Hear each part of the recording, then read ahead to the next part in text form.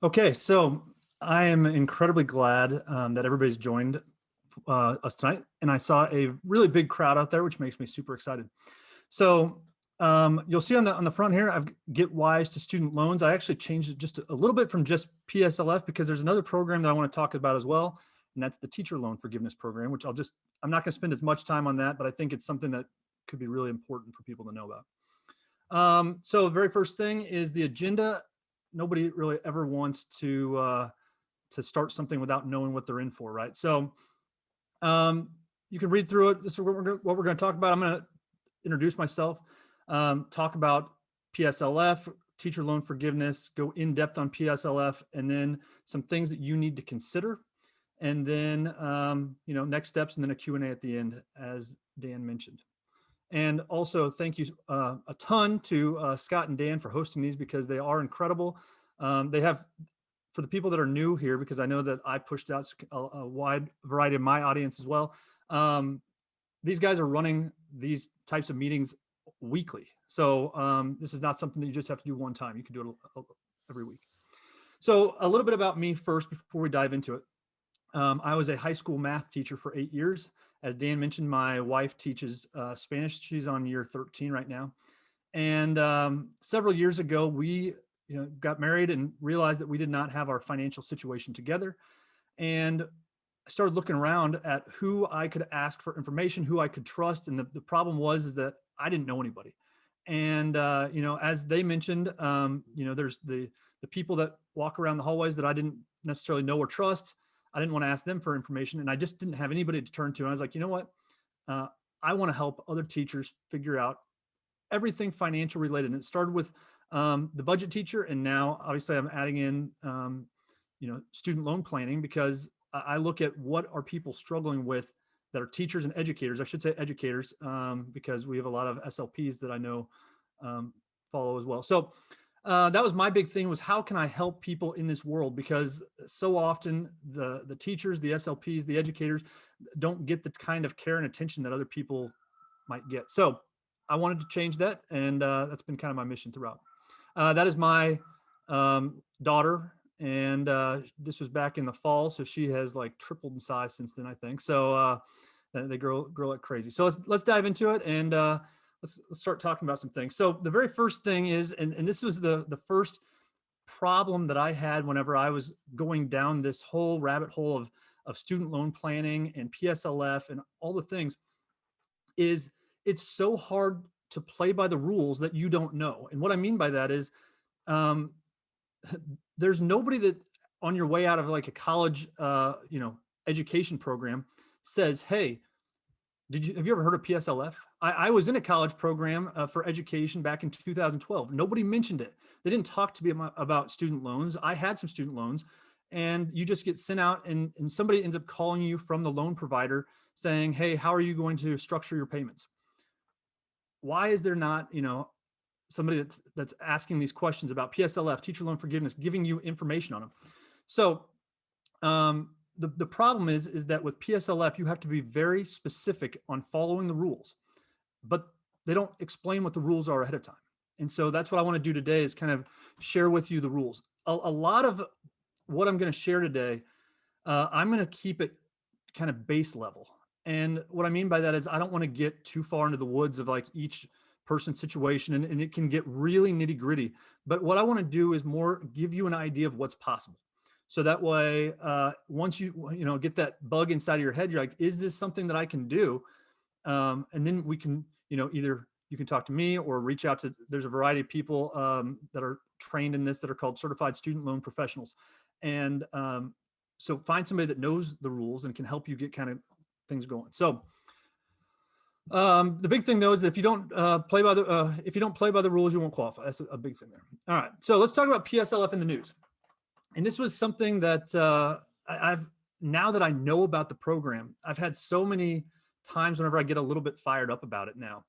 And, online forums, you want to stay away from those. They're a dangerous spot to be. But a lot of people will say stuff like, that's the program that, doesn't work. Or people will try for 10 years and it doesn't actually do anything. So you're wasting your time, you're wasting your energy, different things like that.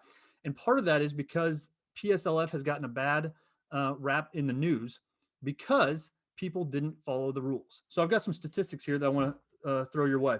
So in 2018, the Government Accountability Office conducted a survey on PSLF, and they found that 56% of all people who indicated that they were going to go after PSLF, they were trying for PSLF, 56% of all the people had not made a single qualifying payment.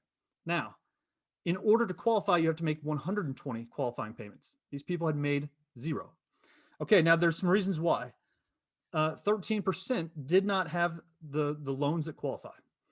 32% of those were in the wrong payment plan to qualify. So, as I said before, the government, it is a program that works. People are having their loans forgiven, but you have to be very, very specific about following the rules, knowing the rules, and then implementing it each year. So, and I'll kind of go into that here in a little bit, but just know that every day people are having loans forgiven using this program. So it does work. I promise you it works. But now there's an asterisk on that also right now, right? And so I don't know what the government's going to do in 5 years, in 10 years. I would assume, based on what I know, that there would be some sort of grandfathering in. But again, I don't know for certain. So just know that there is a level of risk that comes with hoping for forgiveness in the future. But we're going to talk about that in just a little bit as well. Okay, so the very first thing that I want to touch on, this is not PSLF, but this is one of those where whenever I'm talking to people about their loans, this could be an easy way to have an immediate impact. And so there's this program called Teacher Loan Forgiveness. So to qualify for teacher loan forgiveness, you have to be a teacher or an educator. It could be not just a teacher. I messed up on that. Sorry, all the SLPs out there. Who have worked 5 consecutive years in a Title I school. Okay, I can already just about predict here. So I'm going to do something real quick. Let me find this chat box if I can. Oops, make it big. Well, maybe I can't do this. I'm going to stop my share for just a second. And in the chat, I'm going to put in, because I know what everybody wants to know, does your school qualify? Go there, check it out. I'm going to go back to sharing my screen now. And you can check and see if your school is on there. If you don't know, this could be an immediate impact of, seeing if you could have 5,000 or 17,500 wiped off your loans right away. So what this does is basically, you have to have worked 5 years at a Title I school. Now, here's the crazy part about it, is that if your school qualified as a Title I school 5 years ago, and then, they lost that title, more or less, you could still qualify. If you were there for year 1 of it, and you worked for 4 more years after that, you would still qualify for that Title I forgiveness under the Teacher Loan Forgiveness Plan. So $17,500 for secondary science and math and all levels of SPED, and then $5,000 for all other teachers. And I believe SLPs qualify in there as well. I guess we probably need to check that 100%, but I'm pretty sure that they do. So that could be an easy way to immediately have some money, right off the bat. This would be something that I would definitely check out. Now, one thing about this is that you cannot go after teacher loan forgiveness and PSLF at the same time. It's not allowed. So, if you've already done it though, you could, all you have to do is just submit a paper, and you could have that forgiveness now. And then in the future, try to go after PSLF. That's allowed. So you can still do both of them. You just can't do both of them simultaneously. Okay. So that's something I wanted to just touch on. Now, there are 2 types of loans that you have to have in order to qualify for teacher loan forgiveness. And a lot of times when I ask people what their loans are, they don't know. And it's not a huge deal, but it's one of those things that we need to figure out before we can start pursuing some of these. But you have to have either Stafford loans or direct federal loans in order to qualify for teacher loan forgiveness. Okay. And one of the websites that I use is studentaid.gov, and you can find a lot of the information there. So we can chat about that a little bit later on here. All right, let's jump into some of the other stuff here. So PSLF. Okay. So this is where I get, most of my questions is people that are trying to qualify for PSLF. What do I have to do in order to qualify? Well, there's four main things. First, you have to have the right type of loans. We're going to go slide by slide through these here in just a moment, by the way. So I'm not going to go too in depth on each one just yet. Number two, you have to have the right type of job. Number three, you have to have the right type of repayment plan. And number four, you have to make 120 qualifying payments. And that's the big key term there is qualifying payments. And we'll talk about each of those separately here. Okay, so PSLF, what type of loan do you need to have? They must be federal direct loans. Now, you might not have federal direct. You could have, there's a variety of different loans out there. If they are federal in nature to begin with, you can roll those over into a direct consolidation. And there are some things that come along with that. But if you're trying to go after PSLF, it is important to get that consolidation in before you pursue it.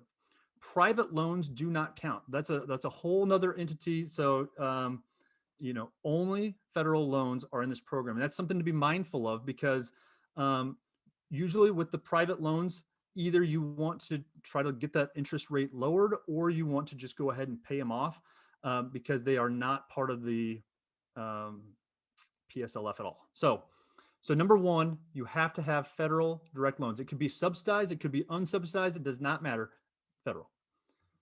Okay, number two, you have to have the right type of job. Now, all full-time public school teachers qualify. So that's the good news. Now, as far as private school, it has to be a not-for-profit labeled a 501c3. Most private school teachers also qualify. Obviously, there's going to be some that don't if you work at a for-profit school. And then anybody else that is an employee of the district qualifies. So, it doesn't matter if you are a custodian, the lunch lady, it doesn't matter. If you've got student loans, you can qualify. This also applies to a variety of other fields besides just education. So this is not a teacher-specific loan repayment program. There's a lot of people that have public service jobs, and anybody that's in a public service role can qualify. So you have to be qualified. Now, and we'll get to this, I guess, when we get to the 120 payments, but I will say it doesn't have to be consecutive. So if you took time off, maybe you want to stay home and raise a family, maybe you switch jobs, all of that's okay. We'll get to that here in just a minute. Okay, you need to have the right type of repayment program. Now, this is where it gets very, very confusing for a lot of people. So what I want to do is just, right now, I'm going to stick to the kind of, like I said, the baseline, and I'm not going to dive too far into the craziness of this just yet. So number one is you must be in an income-driven repayment program. Okay, now these are the names that you're looking for inside of your repayment profile, I guess. So on that studentaid.gov, you're going to be looking for, where it says ICR payment plan or IBR. So that stands for income contingent repayment, income-based repayment, pay as you earn, and revised pay as you earn. Now, do you need to know what those mean? Not necessarily, not right now. Let's just stick to the baseline. It needs to say one of those four things. The ones that do not qualify, standard. So standard is a 10-year payment plan. The reason it technically qualifies, but if you're on the standard plan, your loans with interest are set to be paid after 10 years. So really there's no point in PSLF because your loans will be zero after 10 years. Now, here's the big ones: extended and graduated. If your repayment plan says extended or graduated, you are not in PSLF. You do not qualify. Now, the reason why I say that, and the reason why I'm making such a big deal about that, I've got a friend of mine who asked me to look through some of his stuff, and he is on year 7 of PSLF, or so he thought. He is in the extended payment plan. So what they did was they basically took his loans and spread them out over 30 years. I think it was 25, actually, 25 years. He had $34,000 of loans, and the person that he talked to, that was part of his, they were set up by the loan servicer. They called and set up the repayment structure, And they told him that he was going to be part of the PSLF. All he had to do was, pay for 10 straight years, don't miss any payments, and he would get those loans paid off. He wasn't in the right repayment plan. Right now, after 7 years of paying off his loans, he has 0 qualifying payments. I had to break that news to him. It was not fun. I don't want to have to break that to anybody else. So check that. If you think that if you're already going after PSLF or you think you're on that track, check it, please. Extended, graduated, they don't count. Okay. And if you've got questions about that, you can either ask him now or later. I'm not going to see him until later, but that's a big one. So we need to pay extra special attention to that. So PSLF 120 qualifying payments was the last part. So 120 qualifying payments means that you have to have an on-time payment. You do not want to make more. You don't want to pay more on those loans. The goal of what we're trying to do is pay as little as possible on the student loans. And after 10 years, what we're trying to have happen is to have the loan and the interest wiped away. And there's no tax ramifications of that, which is the best part. PSLF is an incredible program. Okay, so must make 120 qualifying payments. Again, they do not have to be consecutive. So scenario, I work for 5 years. I stop to raise, family for 3 years. I start back again and work for 5 more years. You would qualify. You would have 120 payments after those 10 years more or less that you worked. One big thing to remember is that you have to be working, and I didn't put this on here, but you have to be working at your job when you apply for PSLF and when the loans are forgiven. So, if for whatever reason your contract goes through August, as mine did, and, student loans, servicers, the government, whoever is dealing with it on their end, they take their sweet time, right? And you apply in April, they keep taking their time, and it's finally granted in September. If you're not employed in September, nope, sorry, doesn't count. So again, it's important to know the rules, right? So that way you can make those decisions. And that's I think one of the big things is just knowing, so that way you can make those decisions. So last one is that you must be in a correct repayment program to be qualified. Okay, so those are kind of the overall meat and potatoes, I would say. Now, this is where it gets kind of fun. And this is the part that I just absolutely love, is lowering your payment. So this is where I'm going to get a little bit more technical. And I apologize, ahead of time, because this might make your brain rattle just a little bit, but it is important to know. And if all of this goes over your head, like I said, I understand. What I want you to know is that it is possible to lower your payment. Okay, so the very first thing that I want to talk about is how to calculate a student loan payment using the income-driven repayment plan. So there was those 5 different options that I mentioned earlier: ICR, IBR, old and new, PAYE, and REPAYE.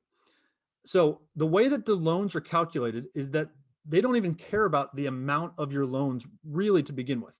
What we're looking at is more about, first of all, do you qualify for a partial financial hardship, is what it's called. So is it beneficial even for you to go for an income-driven repayment plan? For anybody that has a quote unquote large amount of student loans, which is very subjective, larger than your income for sure will qualify. So then the second way that this actually breaks down is we look at the amount that you make. So it's your adjusted gross income.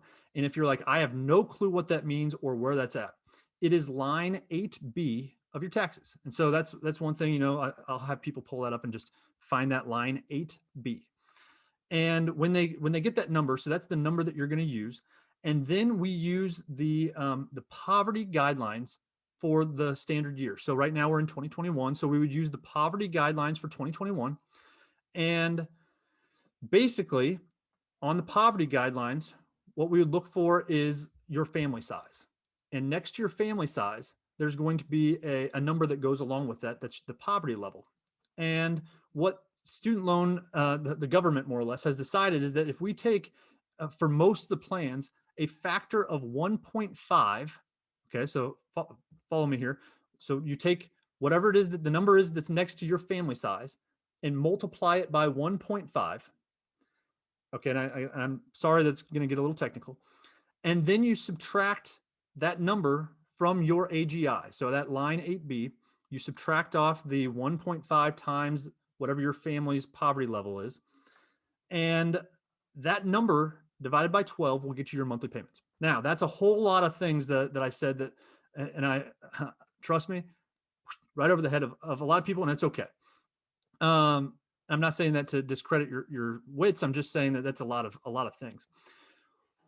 To lower your AGI, though, you can use the 403B and the 457, which is a great thing right now because we're talking about it inside of 403BY. So using those tools can lower that AGI. So one thing that's extremely beneficial, one cool thing, is that there is the option to file, especially if you're married, I should say, to file your taxes married filing separate. I don't know why I put married versus filing separate, but you can do it married filing separate. Now, if you're married filing separate, you basically just use your income, and but you use the entire family size, and then from there you can lower your AGI by contributing more to your 403B or your 457. So what some people might do is, let's pretend for a moment that you can live entirely off of your spouse's income. They will basically try to lower their payment, their AGI as much as possible. Load up the 403B, load up the 457, get that down to where they're going to pay $0 on their student loans for a 10-year period. At the end of those 10 years, loans are forgiven.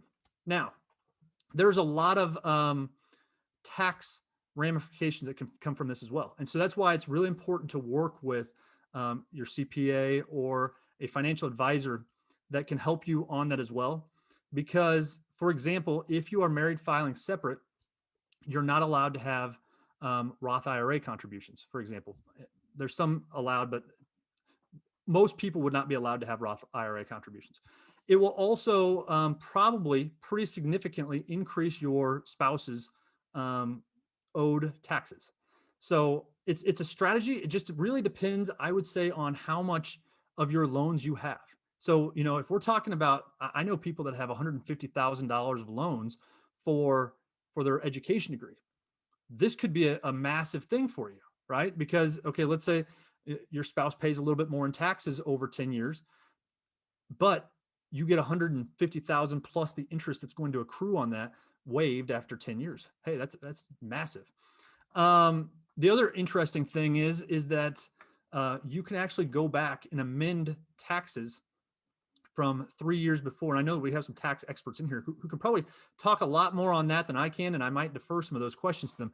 But we can go back and amend taxes to where we actually amend them to be married filing joint, and then you can reclaim some of those lost tax monies after your PSLF forgiveness has gone through. So there's so many cool things to do with it. And I think that's why I love it so much, is because you can use a set of rules that they've determined are the playing rules, right? These are how we play by the rules. And then you can kind of bend them and shift them to making it work for your particular situation, which I think, I just love that, by the way. So that's right up my alley. So let's move on to the next thing. So, and like I said, there's gonna be some questions, probably a lot of questions from that, because that was super confusing. I knew it ahead of time that it was going to be. I tried to make it as simple as possible. It's just one of those things where it gets very, very confusing. Also, to figure out which of those 4 repayment strategies you're going to qualify for gets even more confusing. And that's really why I think it's important to work with somebody that knows all the rules, is because each one of those repayment strategies, ICR, IBR, pay, and repay, there's certain loans that qualify, like loan times that you took them out. It just gets confusing, but understand that it is possible. So some things to consider. Number 1 is never prepay on your loan. So you want to pay what is due on the date it's due. So most of the time it's easiest just to set up an automatic pay, and just when those loans are, when they say they're due, maybe it's this, 5th of every month, boom, they just get automatically pulled out. Only pay what is due, never more. So the whole point of this is that we are trying to have your loans forgiven as much as possible. So you don't want to ever pay more than what is owed. You only pay what you owe. And that is not even determined. That's determined by the government. Let them figure that out. And we're going to pay exactly what it is, not a penny more. One thing that you don't have to do, but I would strongly recommend doing is each year submitting an income and job recertification form. So basically what you're doing is you're saying, I worked for a job that qualifies as a public service employee. I want to make sure that my previous months were counted. Go ahead and do that for me. And so that you submit this form, they add that to your PSLF total, and you can see that on some of the various websites. But it'll show you more or less how many credits you have towards PSLF. You're trying to get 120. Now, let's say that you blow that off and you're like, I'm not doing that. And you just wait until the very last year. That's totally fine. And you'll still qualify. But if there was a time when they were like, well, we don't know for sure that you worked at a job, you'd have to go back and get a whole bunch of paperwork. It's not really worth it. Strongly recommend doing it as you go each year, right around tax time. Just do it right before you file your taxes each year, and just say, hey, this is where we were last year. Count my 12 payments, move on for the next year. Okay, and then the last one there is, and I'm just bringing it up again. Nothing is ever set in stone. This is a government policy. It could change. I could not see it changing right now. Next 4 years, I can't see it changing. I have no idea what the next administration or the one after that or anything will bring in the future. So what we can do right now is we can play by the rules that we know with the information that we have, right? So I would guess, if I had to guess, which, who am I? Just some random guy sitting and talking to myself in Missouri. But I would guess that people that start on the program will be grandfathered in. I don't know. So, but that's just something I want to state, is that we don't know what's going to happen in the future. Now, even if that goes away, let's say that PSLF is gone, there's still other income-driven repayment plans. You'd still be in one of those, and you could still qualify for loan forgiveness. But there's tax ramifications on anything that's not PSLF or teacher loan forgiveness or any of those. So if you, let's say that you were in the income-based repayment, IBR, and you did that for 20 years, and at the end of 20 years, your loans were forgiven and the interest was forgiven, you're going to probably owe, a hefty chunk of change to the tax man when that time comes. PSLF, you will not owe any taxes. That's great. Okay. So that's the meat and potatoes. I threw a lot of stuff at you, by the way, and I'm not sorry because you came here for that information, but I'm sorry that it was, it got as in depth, but I wanted to give you an idea of what's possible. And I want you to kind of have an idea in your head. Maybe some of those things got rolling around. You're like, I did not realize that this was possible. So a lot of things that we're going to be talking about probably in the Q&A, I'm going to guess will be very person by person specific, and that's okay. I'm here to try to answer anything I can, but on the macro level, just realize this program works. If you follow the 4 basic rules, you could have a lot of money forgiven. So here's some next steps. First of all, I'll promote myself from Instagram at The Budget Teacher. My wife and I both kind of run that, and I love it because it has opened up so many conversations with various people all over the country. It's great. We post on it once a day, and I chat with people all the time, just kind of different things. If you are interested, you could schedule a free call to see if PSLF makes sense for you.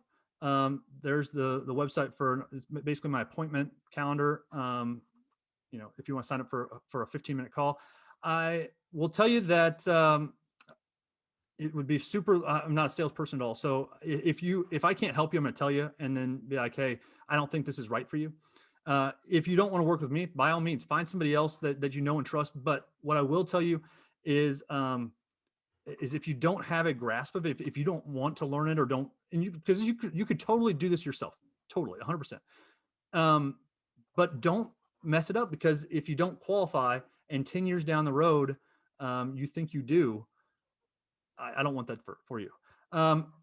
if at any point in time, whether it's, I love budgeting, by the way, and I've got a video on the 403B Wise YouTube channel from an event that we did about 3 weeks ago, I think, on budgeting. I love budgeting. So if you just want to chat budgeting, if you just want to chat money, if you want to just send me a question about loans, there's my email. Send me an email. I love emails. Whenever you hear that ding, it's not spam, and you actually got an email that applies. I love that. It makes my day. So if you ever want to chat about anything money related or just otherwise, I guess I'll chat you up. So those are the next steps. So I'm super excited for this. I think this is going to be a good Q&A. So I'm going to stop my share, and I'm going to turn it back over, I think, to Scott here.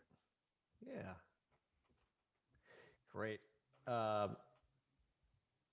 I wish this program was available when I graduated college, or when my wife did, because she's a teacher. She's going on 23 years now and graduated with a ton of student debt, and it wasn't available, back in 1997. So, well, that's one of the other things is that it started in 2007 and really drew some traction in 2008, and so the first people that were available even to apply at all was starting in 2018, and that's why the big the negative news media at that point in time was PSLF doesn't work. Was so many people were trying to get this thing that they had heard about once, but they weren't even in it at all. And so don't listen to the negative media, but also realize that it's very, very specific, and you have to have you got to make sure you got all the I's dotted and the T's crossed and everything along those lines.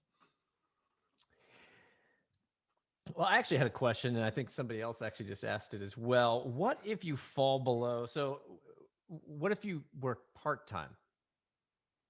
Because I know you said at the beginning you have to be working full-time while making payments. What if you fall below full-time? Yeah, then you just don't qualify. Wow. So that's so we need to add this. Dan, we need to add this to our list of things that affect women disproportionately. Maybe we can have on our next Women in Retirement conference something like this, because that's I mean, my wife worked part-time for a couple years because it made sense for us, and if she was in this program, it wouldn't have worked. So you've got to be full-time, and that's one of the bad things about it is now they have their definition of what they, and I'm seeing that in the chat right now too. It's the government's definition and your employer's definition of what is full-time. And so, I don't know if it's standard is the thing. I think that because I see some people saying 30 and 32, I think it's whatever your employer says is full-time, I think is what they roll with, because they have to sign off that you're a full-time employee, on that yearly recertification form. And they just basically check a box that says, yes, you worked here full-time. So it could depend slightly on your employer. All right. Well, we have a lot of questions here, so let's get to them. So I think, okay, so the first one is, I work in a school district that's fairly well off. Can I apply for loan forgiveness even if I don't work at a Title I school? So I think there's two different programs. There's teacher loan forgiveness and there's PSLF. And I'll let you take it from there. So the teacher loan forgiveness program is for Title I schools only. Now, I myself worked in a district that was fairly well off, and there was probably half of the elementary schools still qualify Title I in my area. One of the middle schools, none of the high schools. So, check out that link that I put, and I see that Dan just reshared it. So you can check that and go back even a couple of years, because like I said, if you go back and you see that, 2016, you worked at a school that did qualify, and then they fell off that list, you would still qualify in that, which is great. I think that's one of the really nice things about teacher loan forgiveness. Now, that's a different thing, right? So that's teacher loan forgiveness. The PSLF, anybody who is a public service employee qualifies for PSLF. So it may have been a disservice to everybody for me adding that other one in, but I have seen a couple of people where they get an immediate 5,000 or 17,500 just by submitting a form because they've already been working in a school. They didn't realize that it was Title One. So something to check out. Is it so the same Title One situation? Is it 5 years in the same position, or you just have to work? It doesn't matter what your position is at that title, as long as it's a Title One employer or a Title One school. It's like 5 consecutive years. I don't actually know 100% on if it's at the same location or if you can jump to a different Title One school. The words on the government page are 5 years, 5 consecutive years in a Title One position, full-time position. Okay. Okay. How many years do I have to work and pay on my student loans before I can apply for loan forgiveness? So 10 years, right? You got to do 120 qualifying payments. If you can, it doesn't have to be consecutive. So this one's a little different. It doesn't have to be consecutive, but you do have to put in 120 qualifying payments. And I'll use that term because that's the term that they kind of throw around. And so to qualify, it has to be, the right employer. You got to be a public service person. You have to have the right type of loan repayment. The last one's slipping my mind right now, but all of the things I mentioned earlier has to be made on time. There we go. Yeah. Okay. So a little deeper question. I have applied for PSLF and I have an income driven repayment plan, IDR. Yeah. I've been making my monthly payments and paying $500 more than the minimum because I feel that is the smart thing to do and improve my credit score. Is paying more wise? If you're trying to go after PSLF, no. But you need to make sure that you're going after PSLF. If you're in an income driven, if you're an educator or work in education and you have that, so I guess the big thing that I'll say is it really depends on your goals, right? If you've got, let's say that you've got $15,000 of loans, 15,000, you probably won't have much success or want to go down the path of trying to get loan forgiveness, honestly. There's like that sweet spot, of like probably under 15, I would say for sure, even maybe $20,000. Like there's probably not a whole lot of,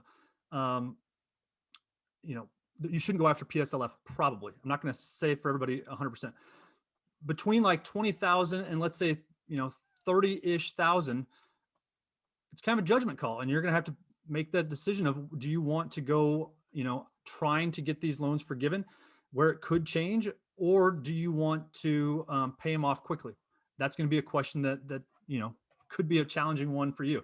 If you have above, let's say $40,000, if you have more loans than you're making each year in income, 100% PSLF is a great option for you. So the people that kind of fall below that, 40 to 50,000 line, I don't know. It could be depending on your circumstances, I guess.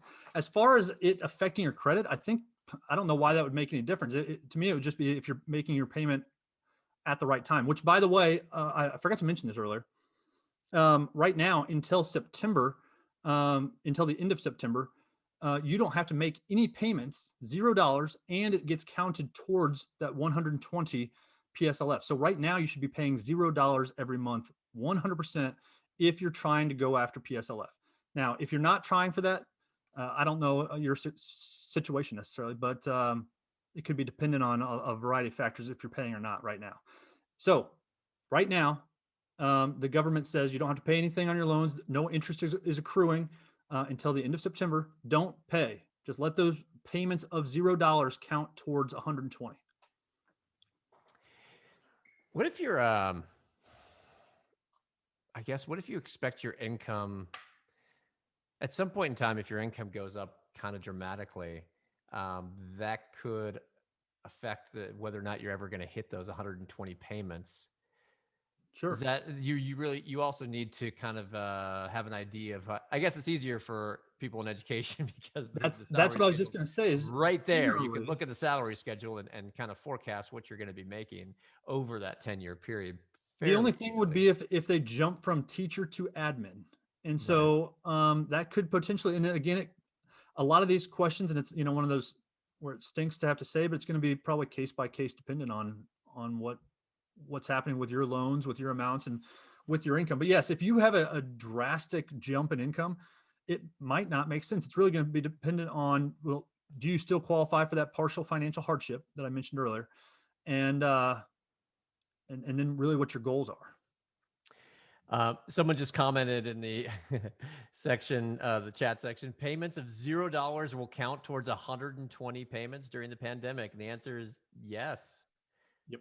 They count. It's pretty amazing. So yeah. If you're in the income driven repayment.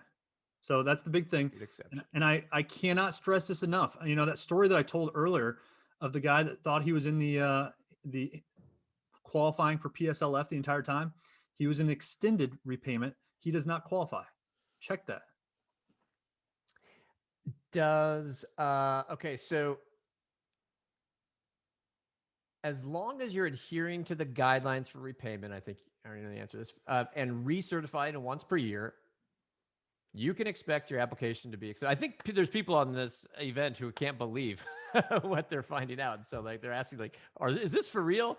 So, this is basically what you've been explaining is as long as you're adhering to the guidelines for repayment and certifying once per year, you can expect to have your student loans paid off after 125 qualifying payments. That's the question, but that's also yes. It sounds too good to be true, doesn't it? The answer is Yeah. yeah. Oh, by the way, we didn't do this earlier, and I don't know if people want to do this or not. If you don't want to, it's totally fine. I like to see people's faces more than just me staring into the blank screens. Are you guys okay with if people turn on their videos if they're okay with it? If they're okay with it, that's fine. Actually, so this is a good follow-up question. Where can they find out what repayment plan they are in? So let me tell you exactly.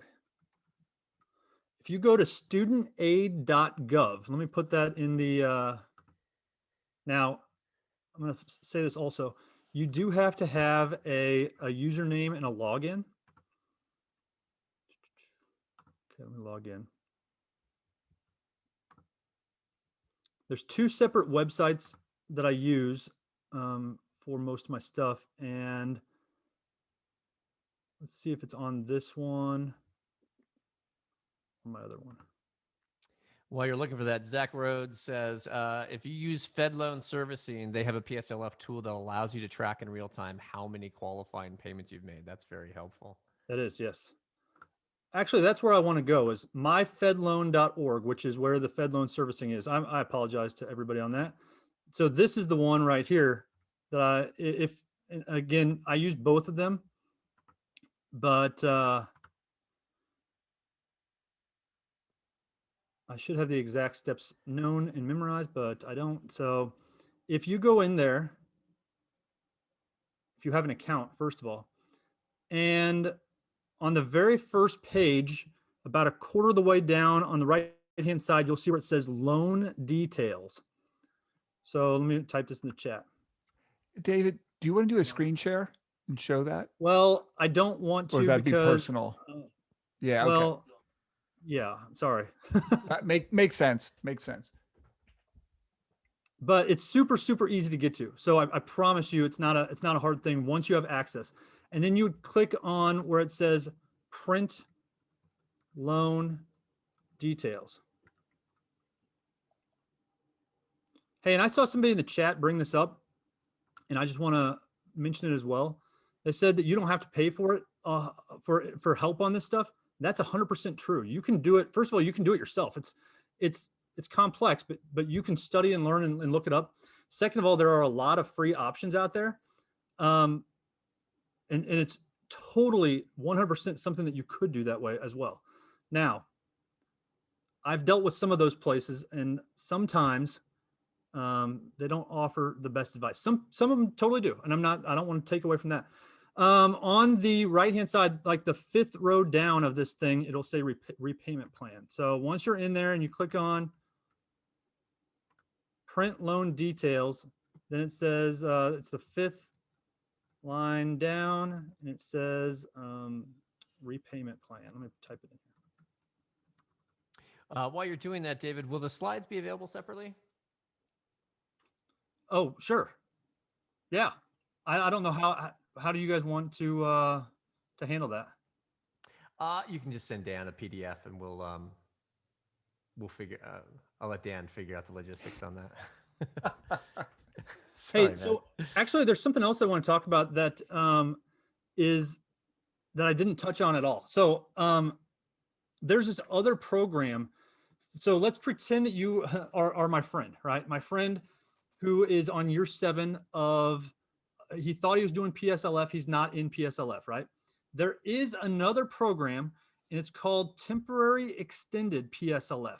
So the government actually created this program because so many people thought that they were in PSLF and they weren't, right? So like back in 2017, 2018. So they created this new program. It is hit or miss if you will qualify for it. But I would say if you were on the wrong repayment plan, if you've been doing it for 10 years and you think that you're in there, and whether you are or not, let's say you don't qualify for PSLF, you might as well try to go down this temporary extended PSLF. All it is a form that you have to fill out, more or less. Send it in. The worst that they could do is tell you, no, you don't qualify. But there are some requirements to, to follow that. But the general idea is just, there is a program out there that you could look into. So just know that it's available. So also somebody asked, no, we covered this earlier, but does this only apply to public school K-12 teachers? PSLF is any public service. Though I've got federal government employees that I work with who are on PSLF, so it's not just K-12 teachers. And I guess, David, you said it could even be private school teachers if they're at a 501c3? 100%. Well, it's a 501c3. And the situation actually is here. I'm in an extended, so this person just found out he is in an extended graduated repayment. How does he get onto a qualified repayment plan? What's the next step there? So essentially you have to fill out a form, which you can find pretty easily by typing in like to Google income driven repayment form. And the hard part is knowing which one of the 5 repayment options you have. And that's based on a bunch of factors, including when you took out your loans, which plan is the best for you. For example, the Repay, REPAYE, will always count your and your spouse's income together. So if you're married and your spouse has a high income, that might not be the plan that you want to use for PSLF because you're trying to get your payment down as low as possible. A lot of people that I know that are going after PSLF that are married will file their taxes separate. Well, if you do the Repay, REPAYE plan, it doesn't matter whether you file your taxes separate or together. Both of your incomes are getting used to figure out that number that you owe. So it's one of those things where it's like it's very, very easy to do, but knowing which one to pick is sometimes the hard one. So have you guys ever heard the story of like, and I don't know if it's a real one or not, but it's like Henry Ford that had the guy come in and something in his factory wasn't working, and so the guy walks around for a little while and then turns one knob and charges him $10,000. And Henry Ford, like I said, I'm sure the story's partially made up, but Henry Ford says, "You just charged me $10,000 to turn the knob," and he goes, "No, I charged you $1 to turn the knob and $9,999 to know which knob to turn." And so it's kind of the same thing as it's a very, very simple form to fill out.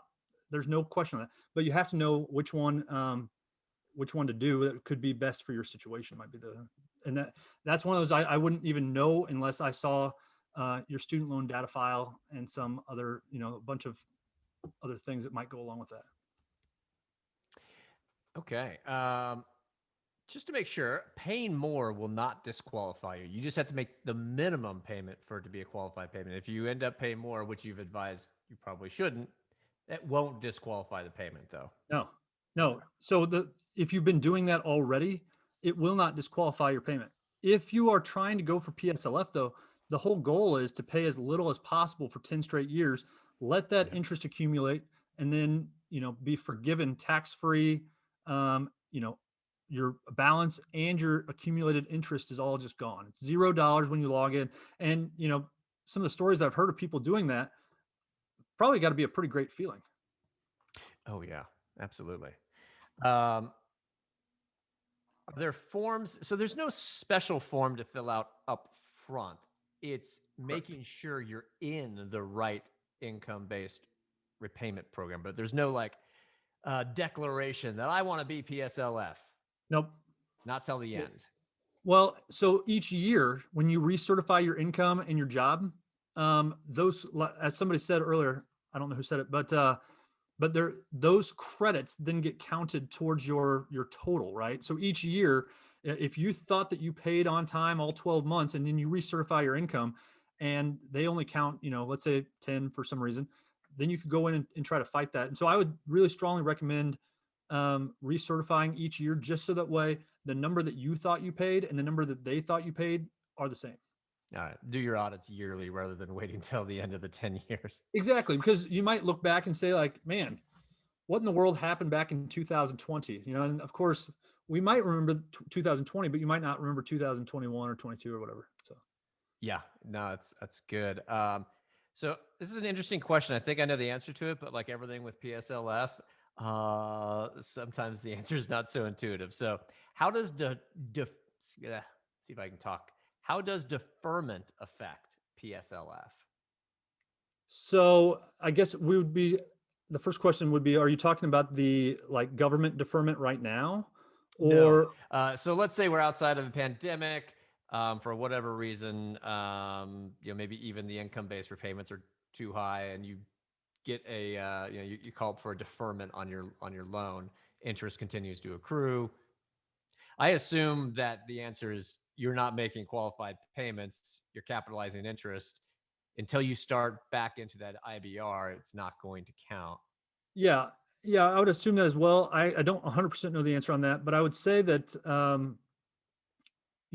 if you have an income-driven repayment program going on, you should try to be paying on it right now, because if you think about the life of a teacher's work schedule, right?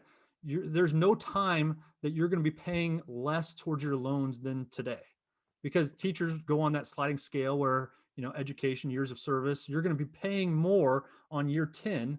And so if you were to stop those payments for whatever reason, mathematically it doesn't make sense. Now, the other thing that I'll say is that there is a grace period after your loans. If you're a brand new, you're fresh out of college, or if you did like a master's or a specialist or whatever, usually it's a 6-month grace period, and you cannot, that will not qualify you. So it can't even be counted towards PSLF. Even if you ask them to stop the grace period early, it won't count. So ride those 6 months out and then start it up after that. That was actually a question in the chat, so thanks for answering that. So that's very good. And are Stafford and direct loans, subsidized and unsubsidized, considered federal loans? They are, but they don't qualify for PSLF. Only federal direct. So you'd have to consolidate them. So yeah, that was one of the things. I think I mentioned that on slide 4 or 5, but you have to consolidate them first if you have anything other than federal direct loans. Now, there were some other ones back in the day, the family federal education loans, but those don't pop up nearly as much. Perkins, for example, those don't pop up nearly as much, but you'd have to get them all rolled into, if you're trying to go for PSLF, they have to be federal direct. And so, again, it's a form that's not super hard to fill out, but you just have to go through that administrative, basically go through the government and do their, get it all filed away and everything like that. So federal direct only for PSLF. Federal direct only. Okay. This is good. I'm actually making a note of that. So what if you catch an, actually, hold on. Oh, yeah, I'll do this. What if you catch an error, underestimate number of qualifying payments? Well, this one is a question that is not going to be a fun one to answer, but you're going to have to get on the phone with your Fed loan provider. Most people, I would say, I've heard of several of them, Great Lakes, Fed loan servicing, but then you have to get in with them and chat. And the thing that I'll say, and I don't know if anybody in here works for them, so I apologize ahead of time, but a lot of the people that you will contact through those Fed loan servicing providers, they might have the best intentions, but they don't really help you out. How do I say it gracefully on that? They might make your job very, very challenging because I believe that they're trying to do their jobs. I would believe that with, I'm hoping that they're trying, but sometimes they screw things up. So if you don't like who you talked to the first time, hang up, call back again, try somebody else. You will eventually get somebody who's very knowledgeable. They're trying to be helpful and they can get you kind of sorted out. It might take a bunch of calls, and you have to be the squeaky wheel sometimes that needs the oil, because if you're not, you might end up and don't. If you've got a plan that you're already in for a repayment plan, sometimes they like to mess with things. Just, I guess, take that as a word of caution. So, but you'd have to call into the servicer. So we had a question on servicing, and I'm trying to find it here. Is it possible? Let's see. Oh, that's right. I put it somewhere else because it was so long. Any tips on how to navigate working with student loan? I'll just leave it at that. Are any tips in navigating these student loan servicers? I think you kind of just gave one, hang up and call back. 100%. They said they are incredibly unhelpful. It's like you wrote this. Anyway, so they've had some problems with some of them. So, I mean, other than hanging up and calling back, any other tips? Well, so the example that I gave earlier, and I like to go back to it because it actually breaks my heart. But my friend that thought that he was in the right repayment program that does not qualify. He was in that program because of the Fed loan people calling him and setting him up in the repayment program, and they told him that he was going to be on PSLF. That they're like, okay, you're in, and he has made, like I said, 0 qualifying payments, and that's why I'm 100% not pushing my services at all. But there are other people out there that can do this also.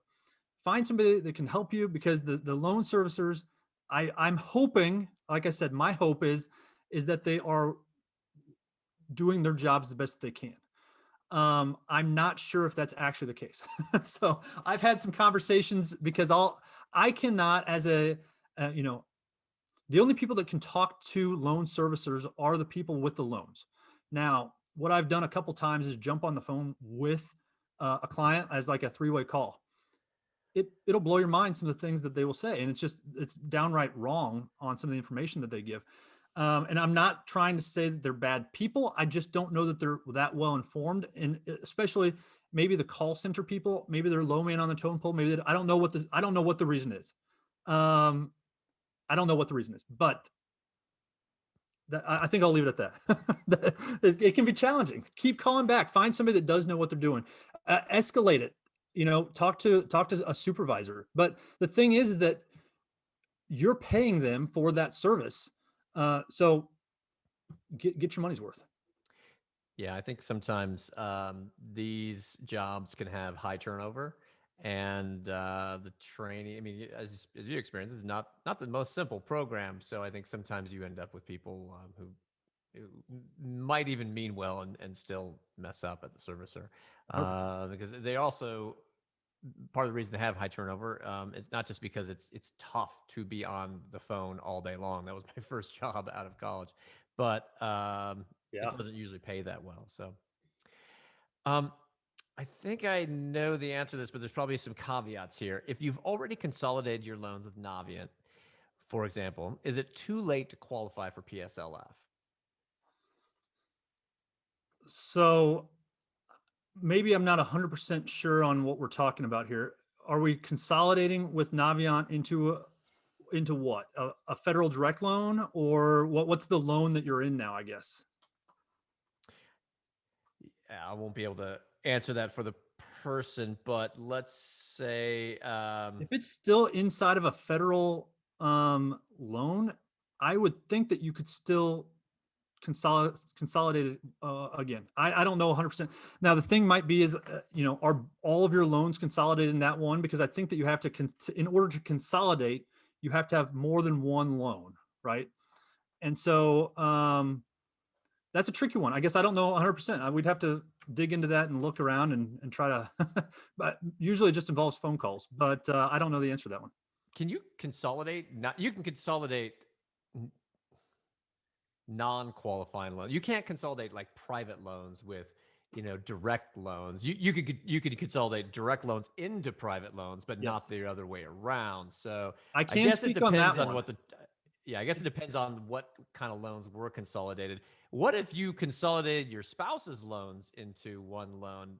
That would probably disqualify you from PSLF, since your spouse might not be public employer, right? I haven't run across that one either, to be honest with you. Now, what I will say is, and I don't know if maybe you know more about this than I do. I think that what you'd have to do is consolidate your loans into more of your loans. So I don't know. I don't know about, I guess the answer is I don't know on that one. So okay, no, that's okay. That's a valid answer. It's a complex program, but the good news is the answer can be found. It can be found with a little bit of work. There's always answers. Okay, I think I know the answer to this one as well, but it's a crazy program. My niece is a para-educator and works part-time while she is waiting for acceptance into an SLP graduate program. Would her current position count towards PSLF? I assume since she's not full-time, it wouldn't. It would again depend on her employer's definition of full-time. I would assume no, but it never hurts to ask. And she would have to be on an income-based repayment program as well. So, okay, interesting.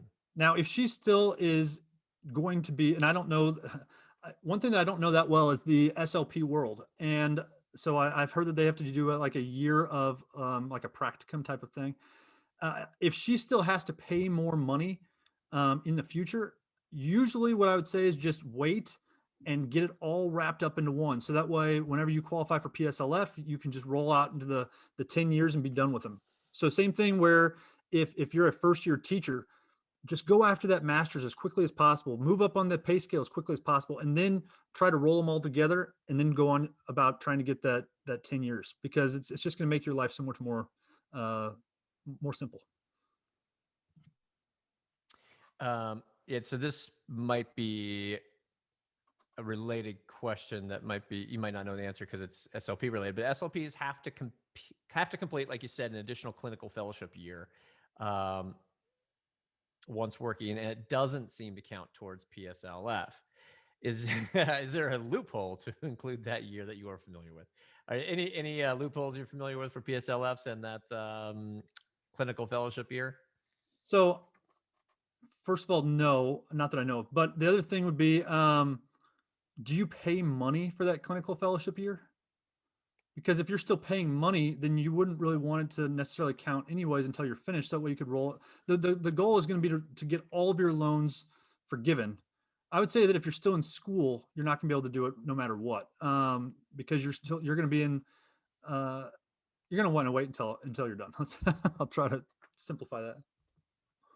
All right, we'll also do a little bit of background work on SLPs and special issues with SLPs and student loans coming out, just for our own benefit and because we're going to do this again at some point. I'm seeing in the chat here, SLP, no, the CF year is a normal working 9 months, so maybe that is a full-time.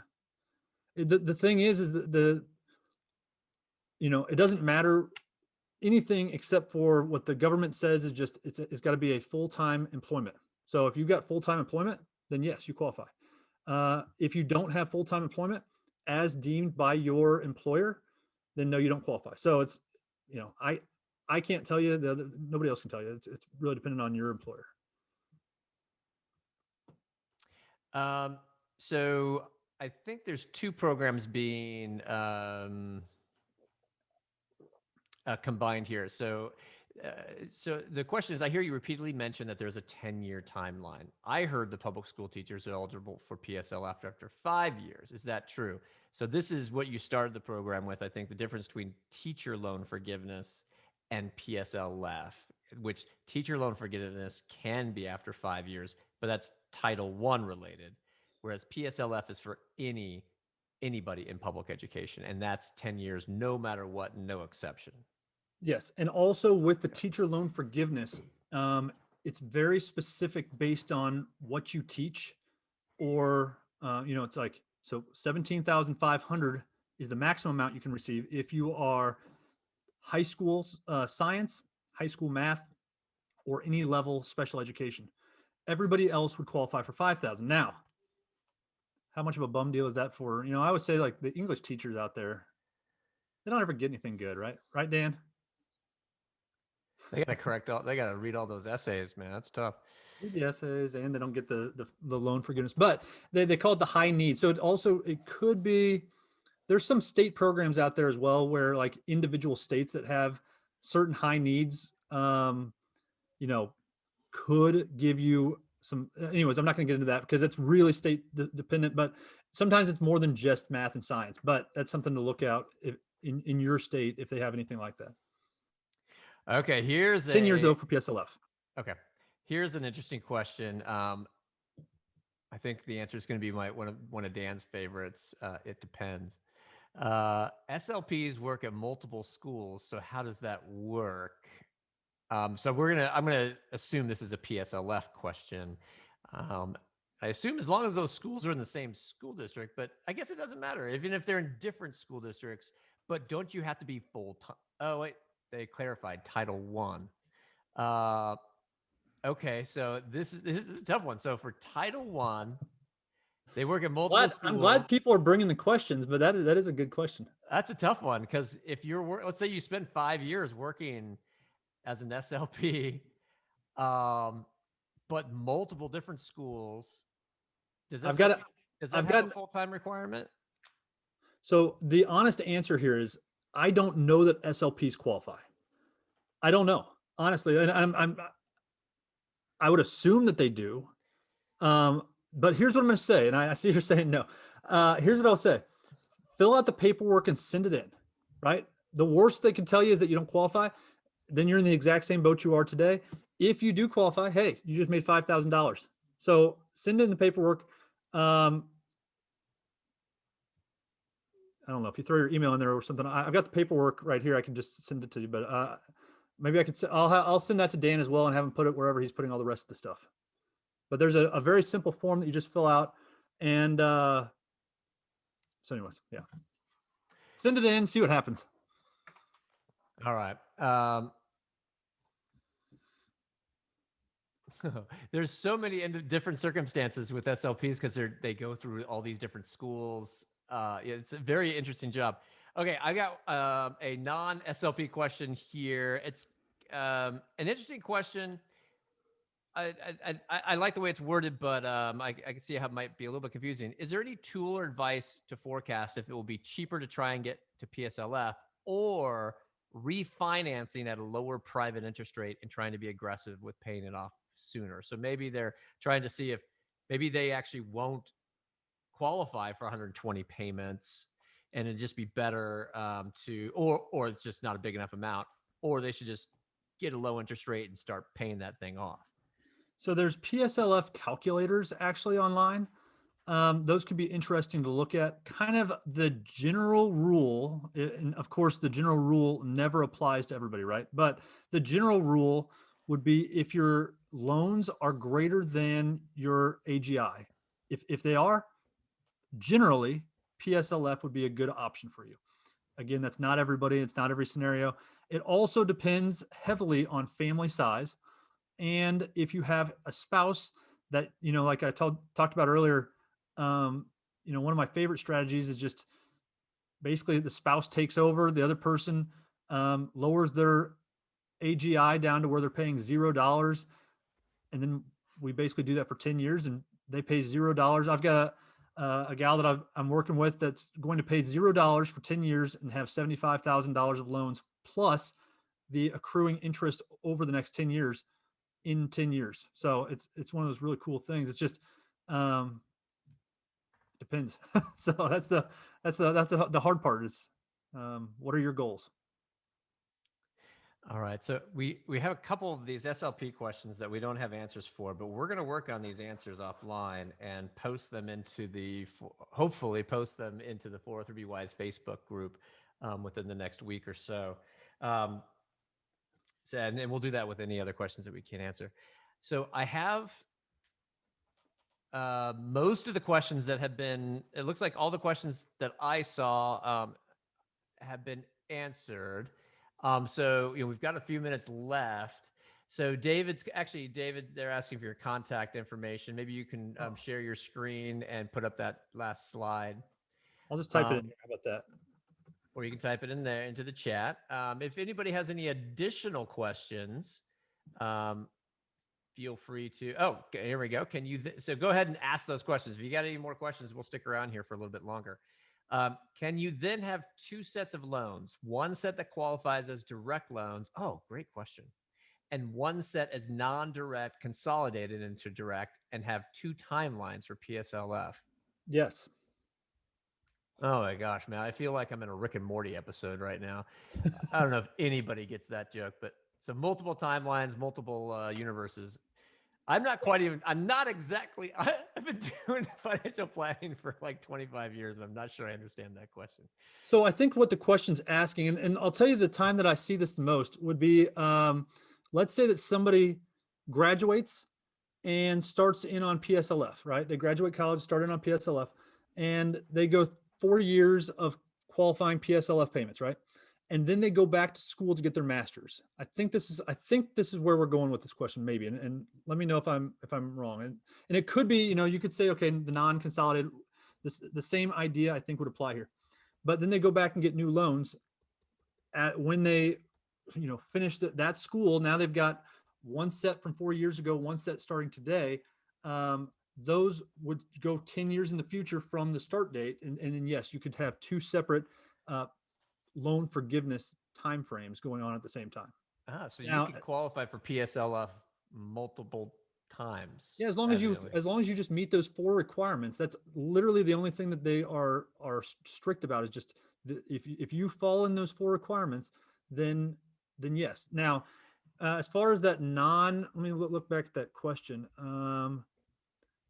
The non-direct consolidated. So yeah, so if you started with consolidated loans and you had some that did not count and you got those wrapped into consolidated into direct federal loans, I don't see how that would be any different than the teacher that's, adding on more loans 3 years in the future. It sounds like the same thing to me. Once you're in the correct repayment program, it should work. Okay. I love this comment. I learned so much. I'm still a bit shocked that paying 0 will count towards qualifying payments, but I'll go with it. Go with it. Hey, until September, and then October is the first month that you'll have to start paying. But yeah, right now if you're in that correct repayment program, one of the 5 that I mentioned, then you're in, and it's $0 right now, so it's great. All right. Well, I'm going to go ahead and I'm going to conclude it. I'm going to conclude the Q&A. That concludes the Q&A for today. I learned a lot. I plan on taking that CSLA course and figuring this stuff out so I don't feel like an idiot, even though I've been doing this for 20 years. It's great information, David. I'm going to hand it back to Dan now. Thanks, Scott. Well, first of all, David, amazing. Big round of applause for you. Just thank you so much for this. Scott, I don't know if you have this sense. I feel the same way after Dan Heron's tax event, where I am so impressed with the presenter. In that case, it was Dan. In this case, it's David, because of the sheer complexity of these topics. So again, we're so thankful that both of you, Dan and David, took the time to do events for us. I will point out that Dan is actually on this call right now, but a week from Thursday, Dan, we are hosting a office hours on taxes, and Dan it'll just be pure questions. And I'm spitballing here, David. Maybe you come back and we do an office hours on questions Sure. on these loans, and we could direct people to watch the video, which we will paste probably in the next 3 or 4 days. We will post that on the 403BY's YouTube channel. As far as your slides, what I'm thinking, and I posted this in the discussion chat there, David, you get me your slides. I'll convert them to a Google shareable document. I will post it in the 403BY's Facebook group, and I will also post it as a link in the description on our YouTube channel. Now, if I come up with a better idea after this, I will go with that better idea, but that's what I'm thinking is the best way we're going to do this. And so, I did get a couple direct questions about your services. It's my understanding that you will do free consultations for 15 minutes on this topic. And then if they want to go further, then you can discuss what your fees are. Is that how, is that what people should know, David? Yeah, and I'll just tell it straight up. It's not like I'm trying to hide them. I charge $280 for however long it takes us. Usually it's two sessions. If it's more complicated, we'll go down that rabbit hole and see where we get. But generally, for most people, 2 sessions. But I charge $280 for that and get them set up. And then after that, we just kind of play it by ear to figure out what we need for the future. That seems well worth it, David. Just, the magnitude and complexity of this topic, to have someone like you guide them through this, I think would be of real value. Yeah, I appreciate it. Thank you guys. And thank you to everybody that's still here and everybody that was here before, if you're listening to this again.